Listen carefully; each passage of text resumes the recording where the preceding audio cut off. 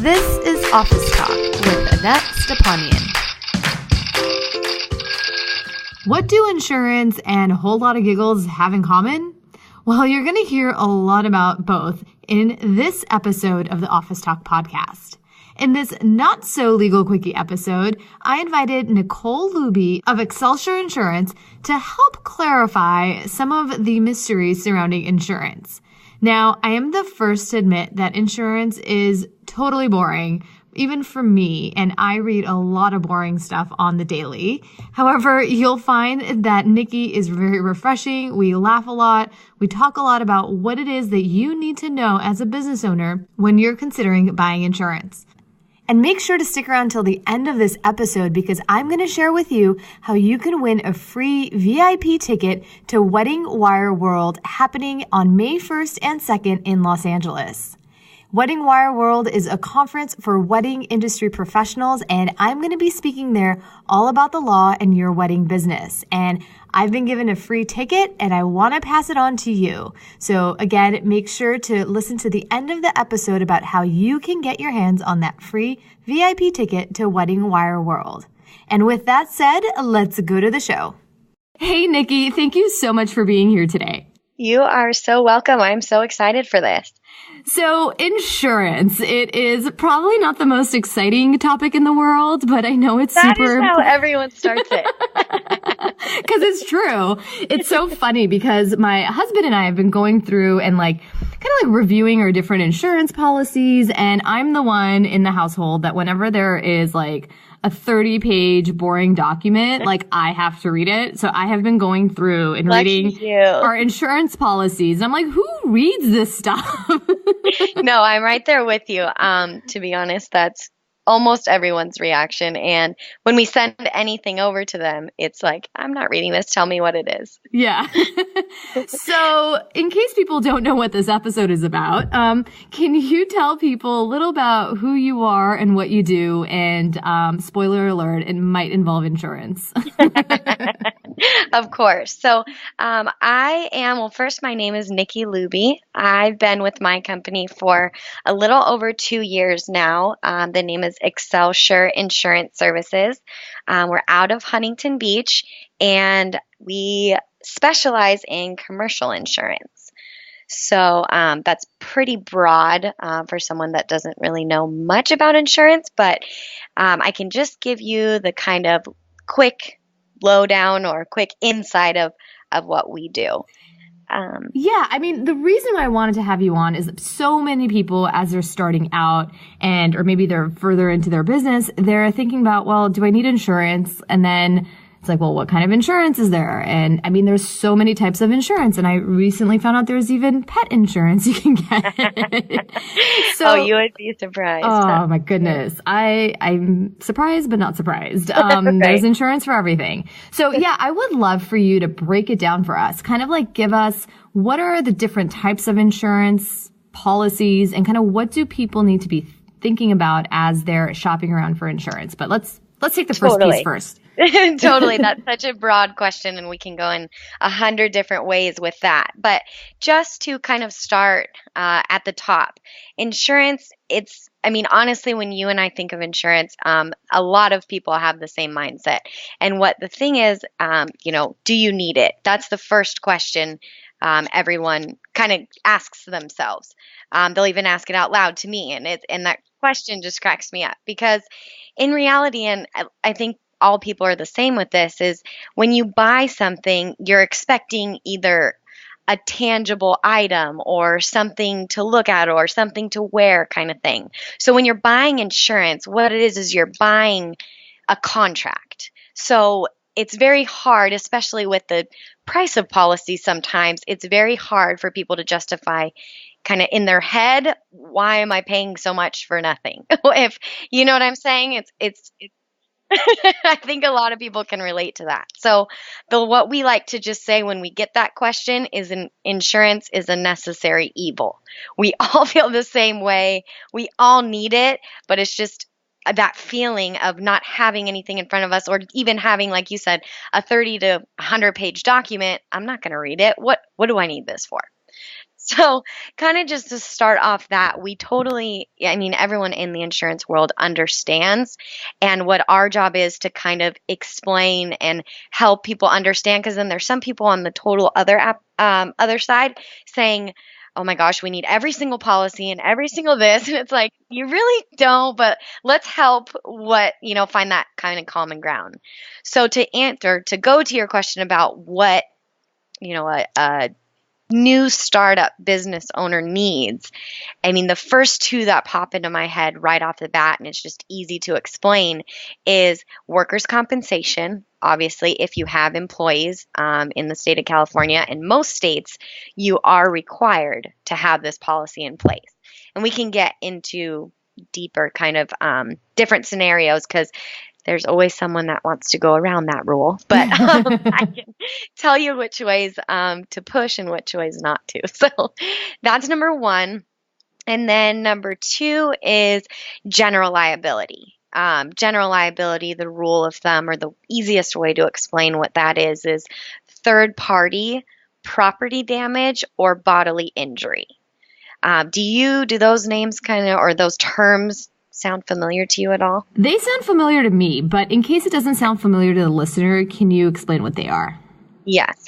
So, to start off, just breaking down what general liability is, if someone, let's say you have, I don't know, let's say an insurance office, since I'm sitting in one at the moment. If some client of ours comes into the office and slips on something that's spilled in the office, a drink or water or whatever. If he gets hurt, that would be considered bodily injury. So the third party, they're not part of our company. So that would define third party, and then bodily injury, obviously he got hurt. So your general liability is what that would be covered for. Okay. So that's pretty much, that's the basic, easiest way to understand what that is. So that's general liability. There's other things, if you do some work and you damage someone else's property, that would fall under third party property damage. Okay. So that would be under your general liability. So basically, if it's anything that's not your employees, not your property, anything third party that doesn't belong to you or the business, that would fall under the general liability. Okay. That's easy enough. That was easy, but now I have a million other follow-up questions. That's okay. I have a lot more information for you. So I didn't realize we would be giggling so much when we're talking about insurance. I guess when you put two of us together, we giggle about insurance. But having two women together anytime. That's right? True. So that protects any kind of injury to a third-party person or property. But what about your own property? Perfect. That's the other part of it. So it's basically it's either mine or it's yours, right? Usually, there's not another option. So we've covered if it's not yours, if it's your own. So we'll start with if your own employees get hurt, then obviously where would that go? I'm going to ask you that. If our own employees get hurt, is that workers' comp? Exactly. Ding, ding, so ding. That's perfect. Good job. Gold star. So yeah, that's it. It's very basic, but obviously there's a lot of caveats to everything, but I'm just trying to go, the easiest way and try to make it the simplest terms. Yeah.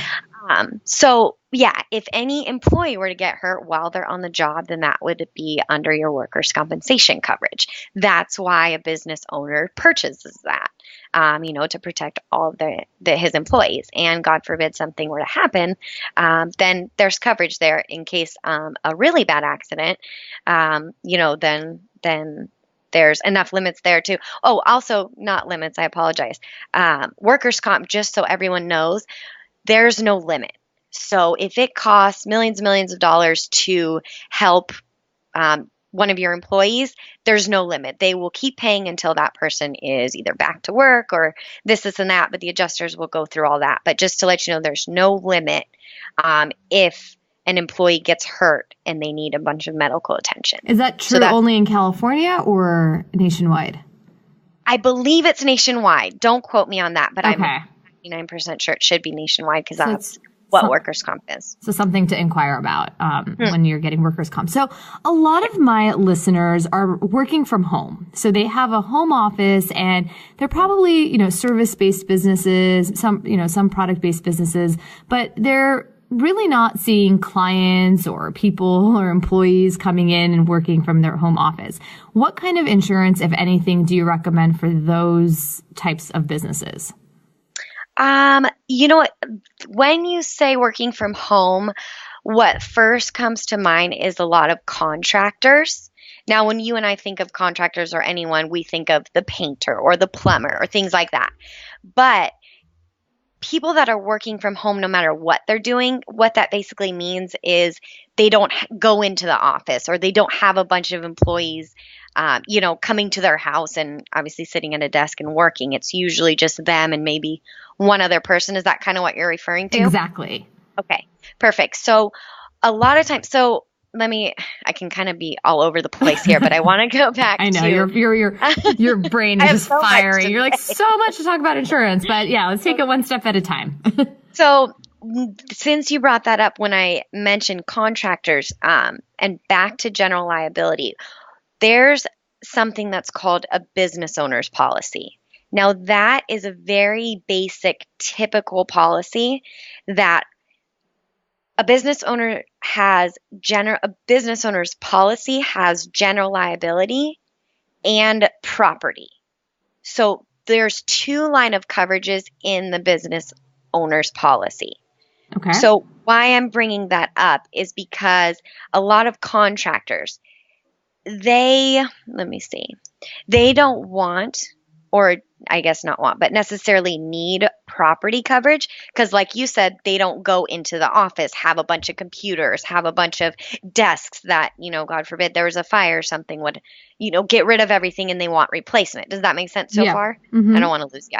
Okay. So back to the property. So what contractors and kind of what you had mentioned a lot of your listeners are, they will only want general liability.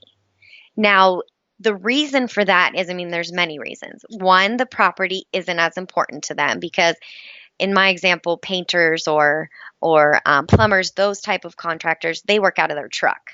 So, they don't really they just have their tools and they don't have an office, just like your type of listeners that are basically at home and just have one computer or a cell phone that they do business off of, or, realistically, everyone lives on their cell phone now. So, yeah.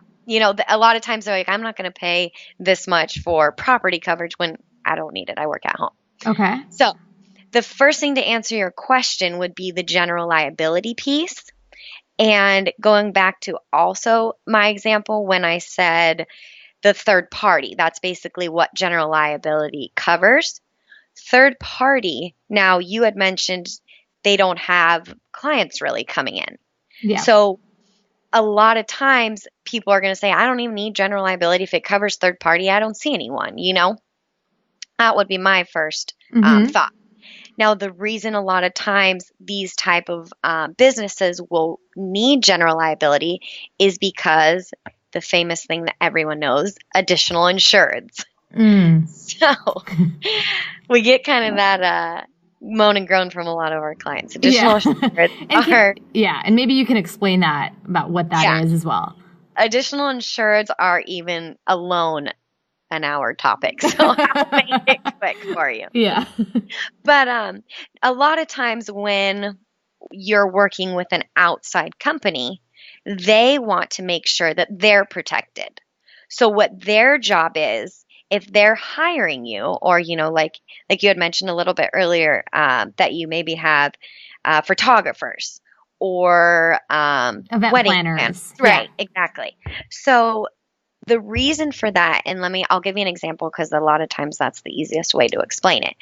If a venue, if you're the photographer and you're going to go to a venue to shoot a wedding, the venue is going to require the photographer to list them on their policy.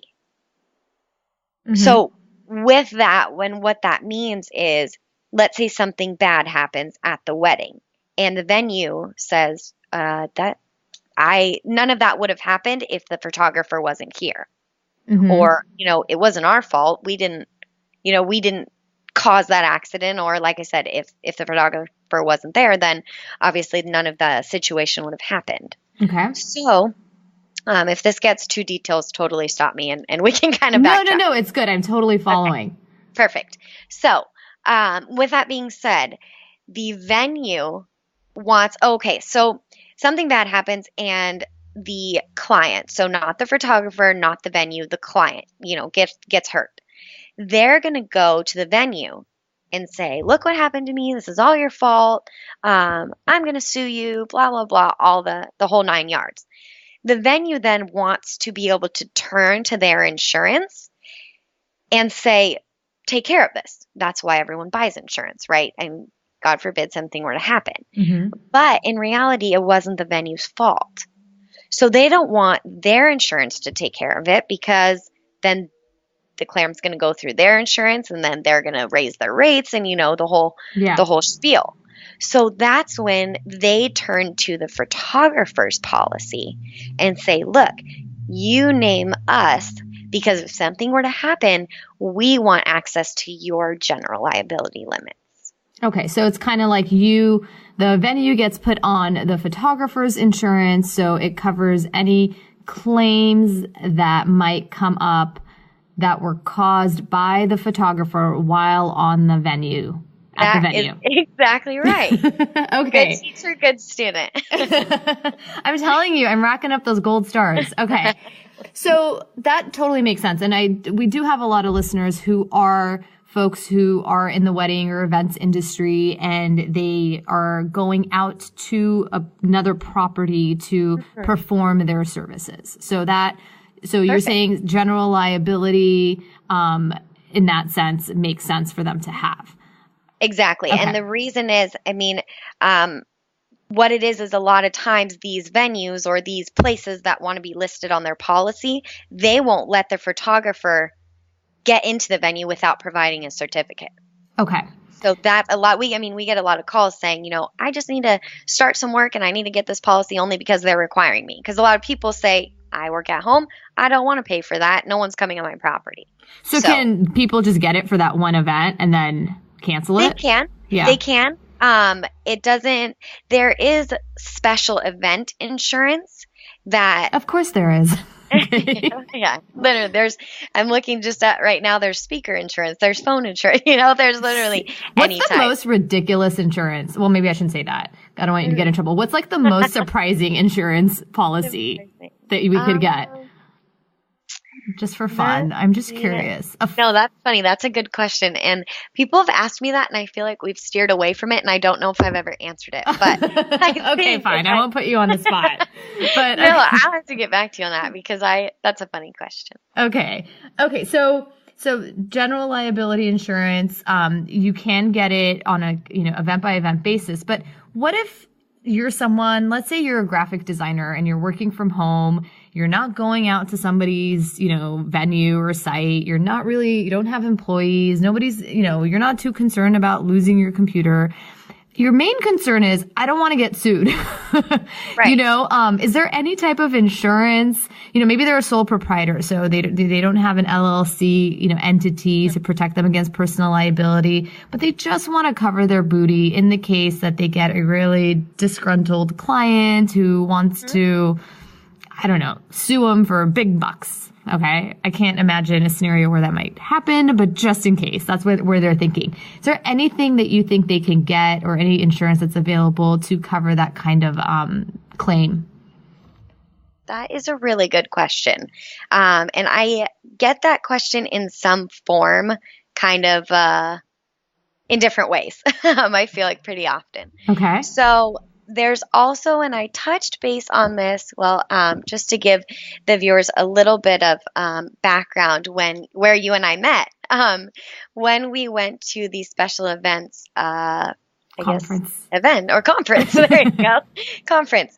A lot of people mentioned, or I brought up, the errors and omissions coverage versus, it's also known as professional liability. So you can use those terms interchangeably. But what that policy covers and the basic definition of that type of policy is if you provide a service for a fee. So if you don't, if you don't make a product, or you don't provide, I'm drawing a blank now, but if you don't have a tangible item and you just do a service for a fee, which an example would be photography or wedding planner, those, since we are going back to those two. But what that covers is something where there's no bodily injury and there's no property damage. And I think that's kind of what you had asked. If there's no customers come in, obviously no one's going to get hurt. And then if you're not going and seeing anyone else's property, then obviously that exposure wouldn't be there. So a professional liability or an errors and omissions policy would give you some extra coverage in that sense. So in that situation of, let's say a client wants to sue you because, I mean, I have a really crazy example in my head, which I hesitate to talk about, but the Let idea. Me hear it. No, it's because I think it's just going to be overwhelming and for people. But I guess let me give you an example then. Okay. Maybe I liked the example that we actually talked about at the conference when one of the people in the audience had said, "What if we're planning a wedding and we picked red and black and white as the colors, and then wedding day came and the bride and groom showed up and they said, 'Oh my gosh, we decided green.'" When obviously, hopefully this is a drastic one and that would never happen. But God forbid something like that would happen. And then they come back and say, "I want to sue you for this, this, and that. You messed up my whole wedding, blah, blah, blah." I mean, emotional distress. Yeah. Yeah, exactly. People sue for anything. So especially in the state of California. I don't know where all of your listeners are, but that's where I am. They're all over. But in California, they tend to be very pro-consumer. And so people sue a lot. Yeah, exactly. So, with that being said, they can come back, like I said, there's no bodily injury and there's no property damage, but you're providing a service for a fee. So when they come back, the errors and omissions or the professional liability is the policy that would pick up something like that. Okay. So I hope that answers your question. Yeah, it does. And I think it's valuable for people to realize that there is this other type of insurance. I think sometimes people get them all confused, right? Because, no, definitely. And 100%. And I think the way you broke it down, it's like what is the damage? Is it third party? Is it in-house? Is it property? Is it personal? And then is this kind of this professional liability thing where there really isn't a tangible damage that you see. You don't see a broken computer or you don't see a broken arm, but you have this dissatisfaction between you and a client, right? So, exactly. And that which probably results in a lawsuit or the threat of a lawsuit, which we would like to avoid. Okay. So you know what? Before we move on, just to kind of point out, I have so much to say.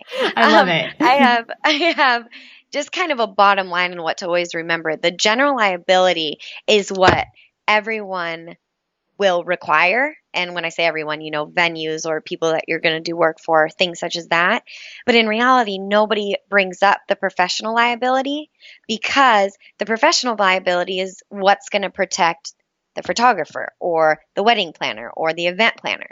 So these other companies selfishly only care about their protection versus yours. So you always want to remember, if I, talk to your agent or talk to a carrier or anything like that, advisor, bring that up and say, is professional liability something that I need to definitely keep on my radar? Well, the Office Talk listeners, so the listeners of this podcast, are going to be so savvy because now they've listened to this episode and they know that they need to ask for that. And they can get insurance to actually protect them and not just everybody else. So You got to put your oxygen mask on first before you put on the oxygen mask of everybody else. So, okay. So you've done a really great job of explaining all the, the kind of the high level, what the different insurance policies are. I'm still waiting on the most ridiculous insurance policy answer to my question. I have to get back to you. Until you get back to me on that. Until you get back to me on that. So how does somebody determine like kind of policy limits? Like what are a few things that they can ask themselves or ask an insurance agent into determining what is the right number? Limits. Yeah. Perfect. That's an easy question only because yeah. It says it depends. Is that the answer? It depends. Oh, okay. I'll find a different word for you. Okay. No, there's a typical one that a lot of times these type of business owners will go off of only because it's being required is each occurrence is 1 million and then total aggregate, which means, your whole policy for the year would be 2 million. So that's basically, you never, ever, ever want to get lower than that. You always want to have a 1-2. And that's what a 1-2 is. And that's for all types of insurance, like the general liability, but not for errors and omission or professional liability. That is, I don't want to say depends. No, say it. If it depends, it depends, No, well, the lowest you want to do, definitely, you don't want to ever go below 1 million. And that's usually the typical, you can use that rule of thumb with both of those. In reality, also in the state of California, workers' comp, the minimum limits that by law you're required to have is 1 million. So 1 million is kind of the magic number. But professional liability can go up very high. So you can, and not to even add more to the fuel to the fire, but getting an umbrella policy is something that I 100% recommend. Only because it is fairly inexpensive and it can double, triple, quadruple the limit coverage when it's not honestly that expensive. Okay, and so you brought up a point that I want to talk about, which is how can we go about saving money on insurance? Because it seems like the more I'm talking to you, the more it's like, well, I need to get this, I need to get that, and maybe I need to get this. There has to be a way to kind of be more efficient with what kind of policies you get and the money that you spend on them. You mentioned the umbrella policies, a nice way to kind of get some extra coverage. Any tips on that? So people aren't like, holy crap, I'm paying all this money for something that I can't even hold. Right. Or read or want to read. Or want to read. Yeah. So, no, that is a good question because, if you talk to an insurance agent or if you talk to a salesperson, in my opinion, you need this, this, this, this, and this. When in reality, let's kind of narrow down what you need and how we can save. And that's kind of the overall goal of anything we really do or buy. So, a lot of times, what we say, and it may be a little cliche, but I really feel if someone says, what insurance do I need or how much insurance should I get? The answer that we say is buy as much insurance as you can afford. Now, a lot of people don't like that answer. It's very a depends one. Yeah. Because the thing is with every business, we on this side as agents don't know your financial situation. So it's really hard to kind of say, oh, $1 million is enough. 3 million is enough. You want to protect this, so you need this. It really is different for every type of business owner. And that's why what I was looking for earlier just came to me. A trusted advisor, someone that really knows what they're talking about, someone you've known for a long time, someone that's been in the industry. You want really to be picky with the broker that you have because there's a lot of brokers, and I'll be honest with everyone. Everyone wants to make $1 and there's some brokers out there that will say, oh, you need it all, buy it all, give me all your money. Mm-hmm. So, you really want to be careful with finding a broker that if you hear that, you always want to put your red flags up because there is a what's necessary and what's extra, which you can never have too much insurance, but sometimes if it's too much that you can't even afford it and you can't pay your employees, obviously there's something that needs to be changed. Yeah. So there's stuff that's required by law, so you have to get that, right? You have to get your workers' comp. You have to, again, assuming that's the law in your state. Just to let you know, and everybody, that workers' comp, and I'm going off California because that's obviously what I know best, but the only policy that you're required and you can't get in trouble by the law or can't go to jail or can't, any of those horrible things is workers' comp. So just an FYI, that's the only one that needs to be purchased if you have employees. Okay.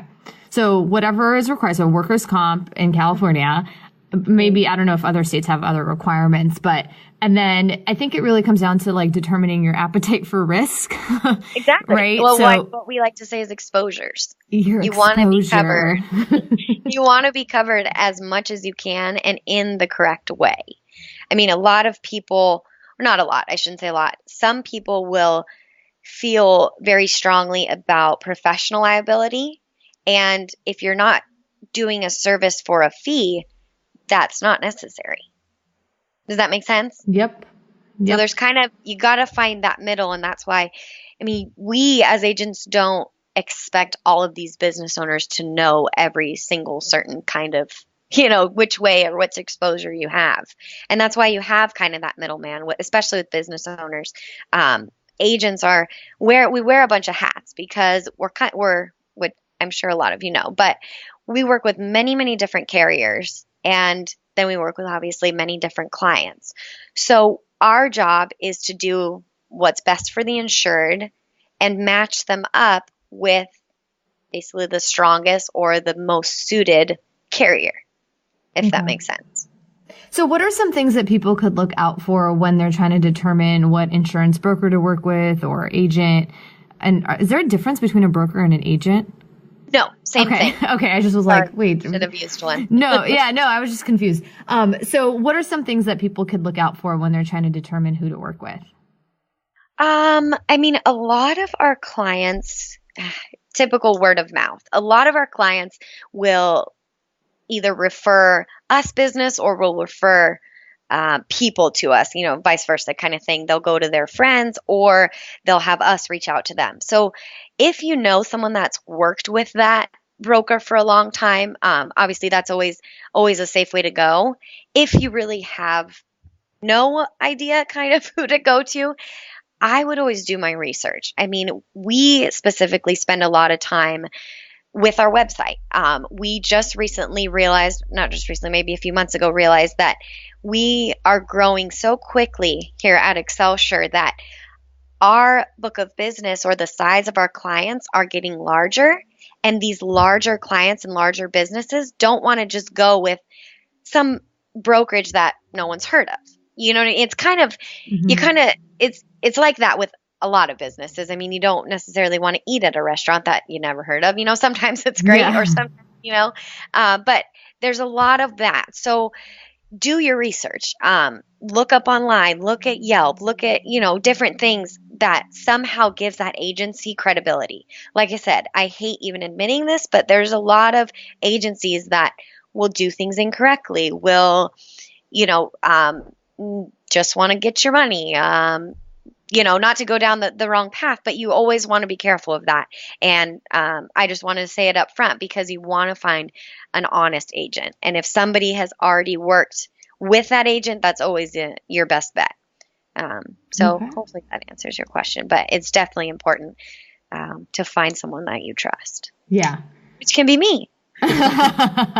Hint, hint. Had to throw that in. Yeah, you're so funny. Well, speaking of that, we will definitely link up to your company website and all that stuff. So if people do want to get in touch with you, they'll have a way to find you. And actually, so can people outside of California work with you?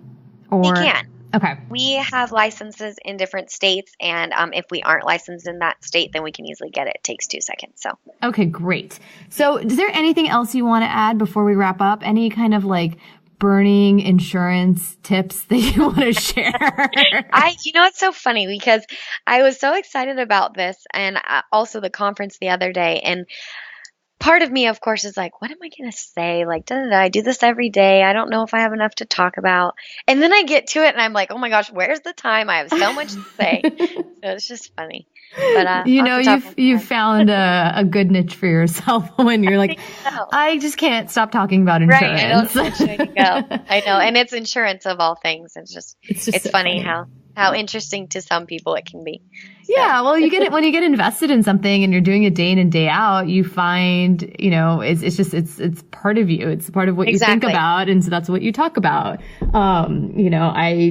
It's just my brain now. I can't watch TV shows or things like that without thinking about how did they license this content? Like, it's just you see the world in a different way because that's what you do. And, it's just nice to meet people like you who seem normal. Right. And likable. And still actually totally. I know what you mean. So I will take that as you don't have anything else to add. I think I'm good. Okay. We only have a few minutes, then I should probably cut now.